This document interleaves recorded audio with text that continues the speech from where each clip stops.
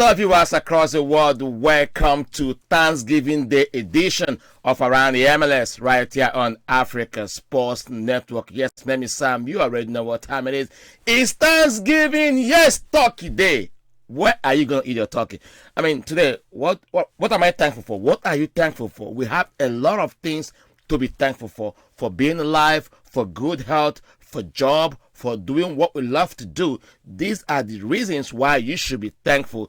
You don't have to wait for one day to be thankful to God. You can be thankful to God every day of your life for the fact that you went to bed and you woke up this morning. I woke up this morning to come and do this stuff, to my fans, for them to enjoy the best of the MLS actions. I am very thankful for that. And so by the time it is done or done, so I'll guess eat some ham, eat some of those beautiful delicacies that makes us happy. Yes, we'll go try better food today.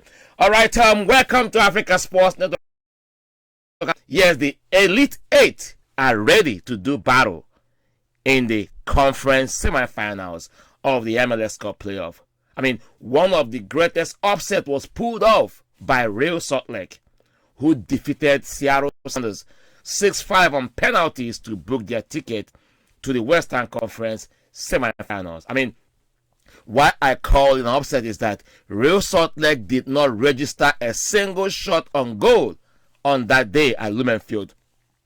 I remember during my analysis, I said that Seattle might be upset at home because when you look at their regular season games, they lost some key games at the Lumen Field and they have no reason losing those games. And against Real Salt Lake, it might be another upset. And in fact, Real Salt Lake have this fairy tale run this season. On decision day, they went to Sporting Kansas, a game they have no business winning. That minute, Kramlek got the winning goal for Real to put them in postseason. And they sneak in from the back door. 7th, they finish in the Western Conference. And boom, right now, they are in the semifinals. Would they be that boogie team? Are they the dark horse of the MLS Cup playoff? We're going to find out. All right, Hani Mukhtar scored a brace for Nashville as they come from a goal down to defeat Orlando City Football Club 3-1 at Nissan Stadium in Tennessee. Yes, Nashville is the team from the music city, from the jazz city. If you love some jazz, you're going to love the city of Nashville, Tennessee. And Hani Mukhtar made that count as he played that banjo, that guitar, for Nashville fans who went wild in celebration as their team made the Eastern Conference semi-finals. Before then, Philadelphia Union already in the semi-finals, and Nashville is traveling to Philadelphia to meet the Union for a ticket to the Eastern Conference finals. Yes, we have a lot of talking point on today's show. Bob Bradley has been named the head coach and sporting director of Toronto Football Club after he mutually agreed to part ways with LAFC. Tate Casillas has been presented with his golden boot, and guess who did that presentation? His mother. His mother was flown in from Argentina by New York City Football Club, and he wasn't aware of that. That was so emotional for him. So these are many more will come your way on today's edition of Around the MLS as I take you on a jolly ride around the world of the Major League Soccer playoffs in today's edition. So my name is Sam. Don't go anywhere. I'll be right back after this little timeout.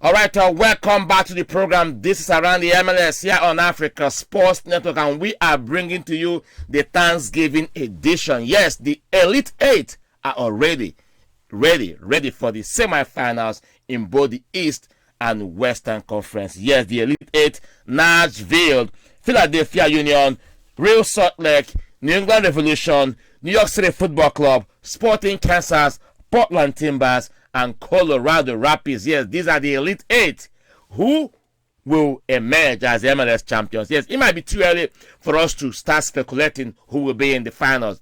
But when you look at how the first round went, you'll quite agree that Nashville stand a chance of picking the final ticket against Philadelphia Union at the Subaru Park. Also, Colorado Rapids, against all odds, finished number 1 seed in the Western Conference. No one gave them a chance. But for the fact that they have been inactive for almost 2 weeks right now, I think they might be a little bit match rusty. And they'll be hosting Portland Timbers. It's gonna be a very, very interesting one at the Dick Sporting Goods Stadium between Colorado Rapids and Sporting Kansas and Portland Timbers. Sporting KC, yes, at home to host their own semi-final ticket. I mean, this MLS game will be very, very, very testy. So let's go to the game between Nashville and Orlando City Football Club, because Orlando went ahead early in the game. Daryl DK gave Orlando City FC the lead. Enjoy the highlight. On the in-swinger. Oh, it's a goal for Orlando City off a set piece. Daryl DK celebrates. Orlando takes the lead. Yes, Orlando City went ahead through the set piece, and Joe Willis was kind of surprised, bemused. What just happened right now? And Nashville conceded that goal from set pieces. Listen, Nashville did not lose a home game during the regular season. I mean, and this game, they were thinking, what's going on? This is a playoff game. Once you lose, you're home. Once you win, you move forward. So Daryl DK gave Orlando City Football Club early lead in the game before Hani Mukhtar, the German Sudanese, struck back. This Hani Mukhtar. Shooting it! Mukhtar! 1-1!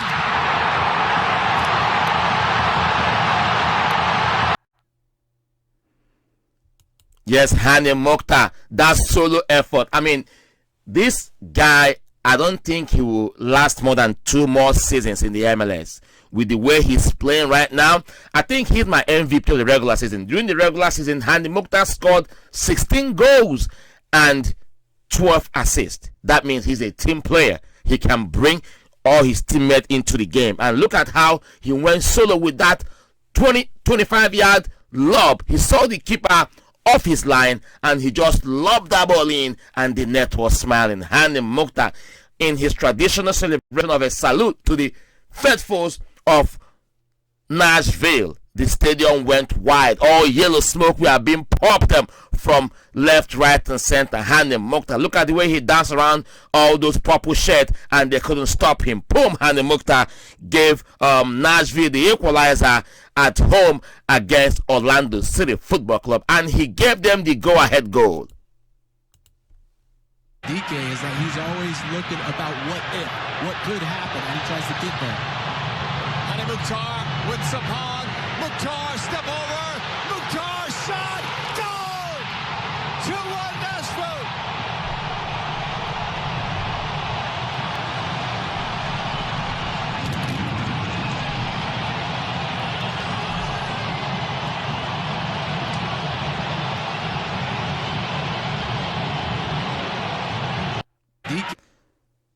I mean, look at the way Hani Mukhtar took on those players of Orlando. CJ Sapong to Hani Mukhtar. You have 3 purple shit around him. He danced around. He caught on his left. He unleashed that left peel drive on that far corner, bottom corner of the field, of the post, and that was the go-ahead goal for Nashville. Look at the way the yellow fans were celebrating. Look at, just very, very spectacular. I mean, how I wish Hani Mukhtar is a Nigerian. How I wish Hani Mukhtar plays for Liverpool. How I wish Hani Mukhtar is playing for Houston Dynamo. Look at the way he took that ball from CJ Sapong from the middle of the field. That's Hani Mukhtar right there. You can't miss him. He danced around. Caught on his left, and that's it. That's a go-ahead goal. Even before the ball kissed the net, CJ Sapong was already celebrating. That shows the quality that Hani Mukhtar is made of. But the funniest thing is that Hani Mukhtar was never part of MLS. He was never part of MLS All-Stars. He was not named as a part of MLS All-Star team. And look at him now. I think he's my MVP. I don't know about you. Since he came from Bromby, Hani Mukhtar has been a revelation in the MLS. German Sudanese. I think the diamond shaft should be looking towards this guy. Like, we can bring him in. He can be an asset to us. He can be an asset to us. Hani Mukhtar is a fantastic talent. He's a fantastic player. He's a phenomenal goal scorer. And boom, Nashville are in the Eastern Conference semi-finals. All right, let's look at the starting 11. How Gary Smith, the coach of Nashville, set up his team. And you will wonder what he was thinking. Yes, Gary Smith played a 5-3-2 formation. 5-man defense. Miller, Johnston, Walker, Zimmerman, Maha, and Lovetis. Then he played Randuleo, McCarthy, and Goody in the middle. And now you have CJ Sapong and Hani Mukhtar spearheading the attack with Joe Willis. Joe Willis was once a Houston Dynamo player before he was sold to Nashville. Also, Niger boy Ane Baba came on into this game to shore up the defense when Gary Smith saw that, okay, we are now 3-1 up. We can protect this 3-1 lead and, have ourselves in the conference semifinals. And he did just that with Jalil Ane Baba coming in to shore up the defense. Hani Mukhtar is a special talent. But how did Oscar Pariah, the coach of Orlando, set up his team? Look at, he played a 3-2-4 formation. He played a 4-2-3 formation, with Dario Dike. Dario Dike didn't disappoint. He gave them the go-ahead lead, but they couldn't protect that lead. Just look at. So it was a fantastic finish for Hani Mukhtar for Nashville as Nashville. But when you look at the numbers that game generated, because I'm a guy that I like to deal with numbers. I like to deal with the statistics. I like to deal with ball position. I like to deal with shot on target. I like to deal with shot on goal, defensive, and all whatnot. Now look at the numbers. That means that Nashville enjoyed a lesser percent ball possession, 45.6, as against Orlando or 50 something. When it comes to shot, they are even 9-9.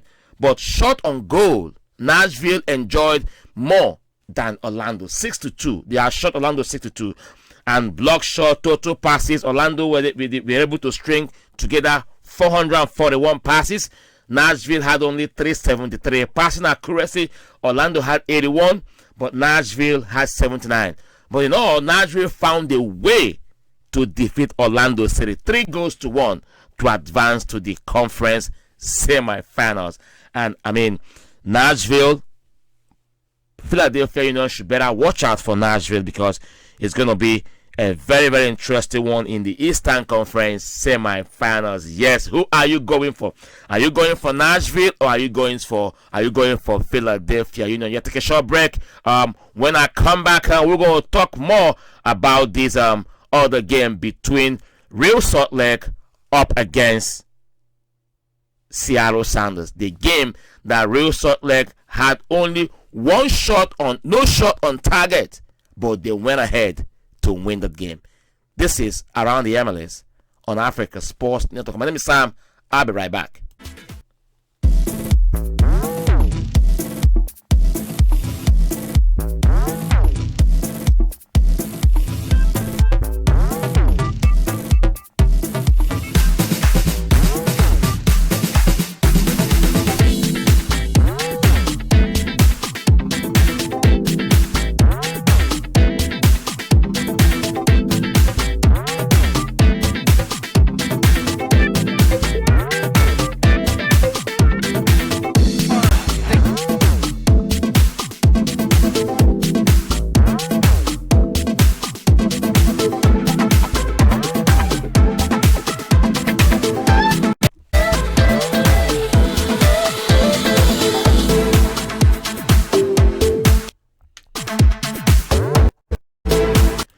All right, come back to the program. This is Around the MLS here on Africa Sports Network. Yes, my name is Sam from the land of Uncle Sam, bringing to you all the action that took place in the round one of the MLS Cup playoffs as Real Salt Lake sent Seattle Sounders packing from the postseason. Nashville also defeated Orlando City Football Club. Philadelphia Union pipped Red Bulls of New York 1-0. Sporting KC had a 3-1 win over Vancouver Whitecaps, and also Portland Timbers, they also won their game 3-1. New York City Football Club also won their game against Atlanta. Tati Castellanos scored for New York City Football Club. The Revolution and Colorado Rapids all had a bye in the round one as they wait for the conference semifinals. So let's go to the game between Real Salt Lake and Seattle Sounders. Yes, a lot of folks were saying, how can Real Salt Lake win a game that they did not register a single shot on target? On goal. This is why I'm kind of advocating that this playoff format will not really produce a true champion. In as much as, yes, MLS fans are enjoying it, it gives other extra games to watch as soccer fans. But how about Real Salt Lake now? Finished number 7 in the West, and they sent number 2 seed in the West home. Seattle Sounders, we are good all through regular season. Brian Schmitz, the coach. Raul Diaz was very good during the regular season, scored 17 goals for Seattle. But against Real Salt Lake, I will give them kudos because they defended really well. You cannot take that away from Real Salt Lake. Even their goalkeeper, Ochoa, was fantastic during the sport kick. So let's go to the highlight of that game between Real Salt Lake and Seattle Sounders. On the field, that is going to be it. We're going to have a penalty shootout to decide this thing in Seattle after a scoreless 2 hours of play. Jenny, Mo, Alexi, you guys are giggling. Up to you. Seattle out. And he does. It gets in. Fry got a piece, but it bounced across the line. RSL has knocked Seattle out of the playoffs.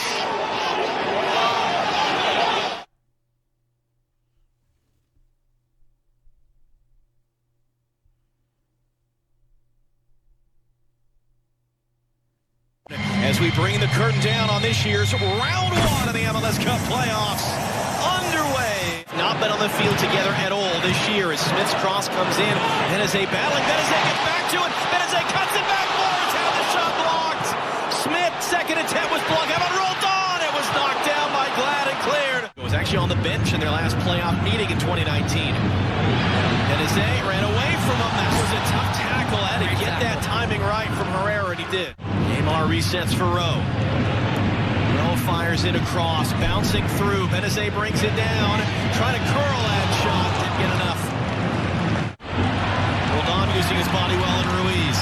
Roldan clipping it up from Montero. Put the header wide.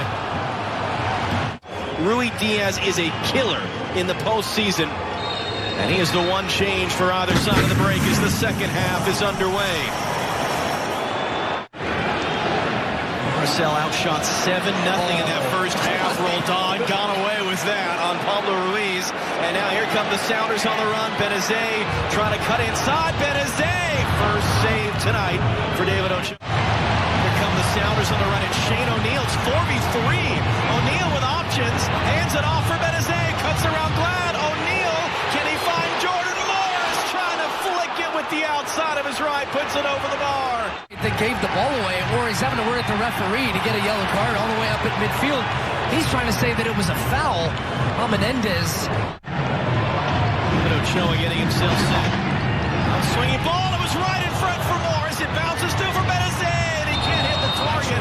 Did take a deflection, will do it again. Boy, Morris inches away from that first ball in. João Paulo. He'll cross this one in. Morris trying to flick it. A redirects to Rui Diaz. He'll tag it. João Paulo stands over it. Everybody back for Real Salt Lake.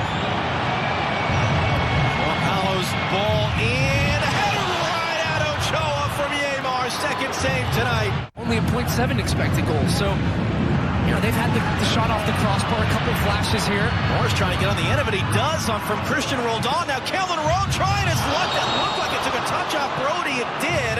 It'll be another corner for Seattle. João Paulo, big heavy breath. One of the MVP finalists getting set to take it. João Paulo swings it in. Flick from Christian Roldan. Bouncing wide. Good recovery by Joe Apollo. Forces Brody inside. Tips to the far side for Julio. He's going to get there on rolled on. Anderson Julio from the byline runs out of real estate. And regulation will end. We will go to extra time. You got Anderson Julio, you've got Justin Miram, you got Bobby Wood. You're going to try and catch Seattle on the break. And for the Sounders, it's can you find a break? Well, Alex rolled on. Space and time given to hook this one in for Rui Diaz. Herrera got up for it. How about O'Neal to fire back in over the bar? if they don't want to go to that penalty kick shootout to find a goal here in this last 15 minutes, let's see if Ladero can get involved. Apollo sends it up. Header wide. What a great 113th minute. Ladero drives it in. Rodon the flick right to Ochoa. Pencil it in as his third save tonight in favor of Seattle. Alex Rodon, the ensuing throw. O'Neal came up. Ladero got their glove, blocked it. Is there a handball? Joe Dickerson says no on the field. That is going to be it. We're going to have a penalty shootout to decide this thing in Seattle after a scoreless 2 hours of play. Jenny, Mo, Alexi, you guys are giggling. Up to you. Seattle out. And he does. It gets in. Fry got a piece, but it bounced across the line. RSL has knocked Seattle out of the playoffs. Yes, and Real Salt Lake sent Seattle Sounders packing from the Western Conference playoffs. I mean, I enjoyed the game. I watched that game from the start of the way to the last of the way. So, I mean, RSL defended deeply. They defended fantastically well. I give it to them. It's not easy to defend against Seattle Sounders, against Raul Diaz, against Freddie Montero, against the Roden brothers, against Nicolas Ladero. It's not easy to defend against these superstars that were killers during the regular season. But RSL, just as their fairy tale run on decision day started, is still going on, and they are in the semifinals. All right, let's listen to Ochoa, the goalkeeper of RSL, what he got to say about this victory. First playoff game in this environment to walk away winning because of your save, PK. Just describe the emotion. No, yeah, I mean, it's an unreal feeling. These fans have been telling me shit all game, and I'm glad to quiet them down a little bit and let them know that RSL came here to compete. They probably thought that we're gonna come and just play the fucking game, but no, we wanted to come here and win. Same for the MLS. MLS doubted us. None of us put us in their little power rankings, and it's a great feeling to shut everyone up and keep going and play another game. Let's talk about the defensive effort from every single guy out there on the pitch. I mean, you had a fantastic game, but it came down to every single one of you putting in, fighting for every inch. Talk about the guys on this team. No, yeah, my back line was amazing. Seattle had us the whole game, but we stayed focused. We kept doing our job, and I can't thank them enough. They made my job easier, and yeah, like I said, I'm glad to shut a couple people up. And I know in a place like this where you're getting yapped at the entire time, you're somebody that is not afraid to show your personality. How did it feel to finally get the win here? No, yeah, I love when people are talking smack to me. It motivates me more, and it makes me play a better game, honestly. So thanks to them. I like the smack talk. This is what I wanted to do since a little kid, and nothing's gonna stop me until I get to the top. And lastly, your goalkeeping coach Nacho, not with us tonight. How proud is he gonna be, and what did this mean? All right, that's the goalkeeper of RSL, Real Salt Lake, Ochoa, talking about all the smack talk, and MLS never put RSL in their power ranking and stuff like that, that he's happy that they shut every wagging tongue up with that performance against Western Conference number 2 seed, Seattle Sounders. All right, let's look at the numbers that game between Seattle Sounders and RSL generated. When you look at ball possession, you see that Seattle wanted to overrun RSL, 62% ball possession. Look at shots, 21-0. But Seattle were poor, just 3 shots on goal. I mean, how do you want to win? You only had 3 shots on goal. But other 21, that means 18 of your shots all went wide. You know, they were off target and stuff like that.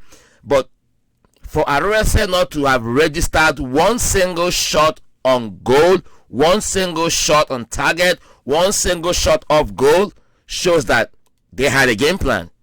If we cannot do that, let's defend deep and take the game to the penalties kick, and which it can be anybody's game. And we saw that happen. You know, Seattle, Ochoa was fantastic, came up with a good save, and that was it. They're in the semifinals. So, I mean, you give it to them. You give it to Real Salt Lake. You know, I give it to them. They play really well. They defend it really well. All right, this is still around the MLS, and we are talking about the MLS Cup playoffs as we enter the semifinal with the Elite Eight. Nashville, Philadelphia Union, Real Salt Lake, New England Revolution, New York City Football Club, Sporting Kansas, Portland Timbers, and Colorado Rapids. All these teams are in their conference semifinals. Who will go to the conference finals? I mean, I have my bracket, which I've already, locked on MLS.com. I'm not going to say it right here. Yes, even though I have Philly Union, going all the way. But I think there might be an upset at the Subaru Park. I think Nashville will upset Philadelphia Union.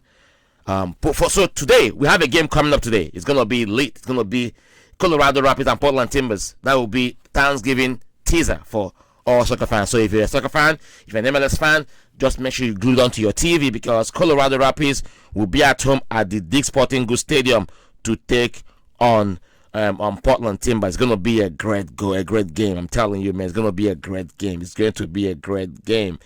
It's going to be a great game. Colorado Rapids at home against Portland Timbers, and that game will kick off 3:30 p.m. Eastern Time. So I'm going to keep my eyes on that. So on Sunday, we have Sporting Kansas against Real Salt Lake. We have Philadelphia Union against Nashville. Yes, I wanted to speak with Hani Mukhtar. I will make that happen on the show. I will bring up Hani Mukhtar. I will speak to him on the show, and he tell us, all we need to know about him. All right, let's go. Bob Bradley. All right, before I go to Bob Bradley, I take a short break. When I come back, we'll talk about that game. We'll talk about Bob Bradley being appointed as head coach and sporting director, of Toronto Football Club. He has gone to become their head coach and sporting director. So we'll talk about that, and also we'll talk about Tati Cassianos being presented with his regular season golden boot by his mother. How emotional that went. This is Around the MLS. My name is Sam, here on Africa Sports Network. I'll be right back.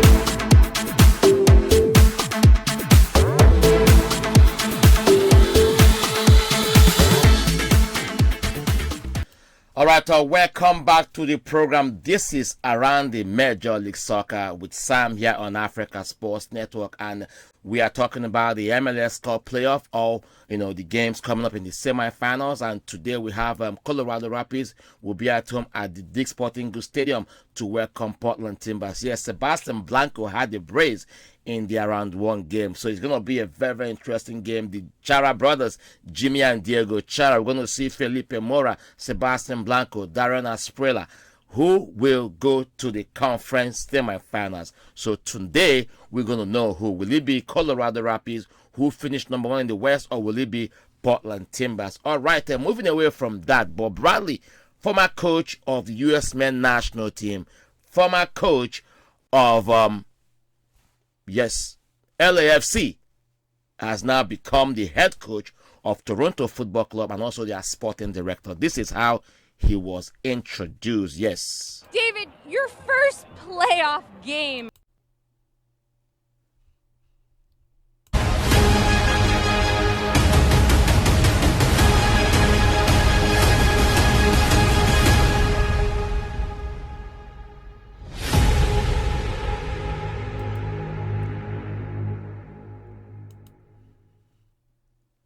All right, that's Bob Bradley. Yes, the way he was introduced in Toronto. He's their head coach and also their sporting director. When you look at his record with LAFC, yes, this regular season, LAFC played 34 regular season games and they won 12. They lost 13 and they drew 9 of those games. And they finished 9th in the Western Conference. I'm sorry. They won 35.3% of their regular season games. And he mutually agreed to terminate his contract or separate from LAFC to go and take up that head coach position at Toronto FC. So when you look at their defense, how defensive was Bob Bradley? LAFC conceded 51 goals during the regular season, and they kept only 6 clean sheets. They had no penalty. When it comes to tackles, LAFC won 58.1% of their tackles. When it comes to area draw, they won 49.8%. What about their ball distribution? How does Bob Bradley set up his team? I mean, having watched Bob Bradley over the seasons, he's the kind of guy that allows you to set up his team. You play possessive, you play defensive, you go on the counter. And I think he is one of the best coach this country ever produced. Whether you're going to agree with me or not. In passes, LAFC had 79.9% success rate when it comes to passes. And also, total passes LAFC had all through regular season. They had 14,502 total passes, and they were successful in 11,000. That is average of 426 passes per 90 minutes. But Toronto, when you look at Toronto last season, they were a piss poor team last season. That was why their head coach, Chris Armas, was fired. So now with Bob Bradley doubling as head coach and sporting director, he is saddled with 2 responsibilities. Bringing in, recruiting players that will suit his style of play, and also coaching the team. A lot of folks are saying, oh, how can Bob Bradley hold 2 strong positions? He got the job done. When it comes to the attack of LAFC last season, LAFC had a total of 396 shots and they had 182 on target, and they were able to convert 53 of them to goals. In total, LAFC scored 53 goals, and all the goals, 49 of their goals came inside the opponent 18-yard box, and they scored only 4 from outside the box. That means LAFC players were not shooting from outside the box. They want to walk the ball inside the box for them to get a goal. And they had 2 goals from direct free kick. So it's going to be an interesting one for Bob Bradley next season, because Western Conference will now have Nashville joining Western Conference, even though Toronto plays in the East. So I'll have a chance of seeing Bob Bradley here in Houston to have a word with him. So that's Bob Bradley going to Toronto to become their coach. All right, let's go to Tati Cassianos when he was presented his golden boot by his mother. How emotional that was for Tati Cassianos.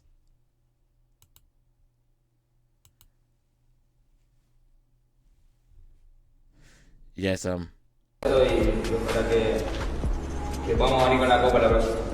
the award obviously comes the hardware, so we now want to present you with the hardware.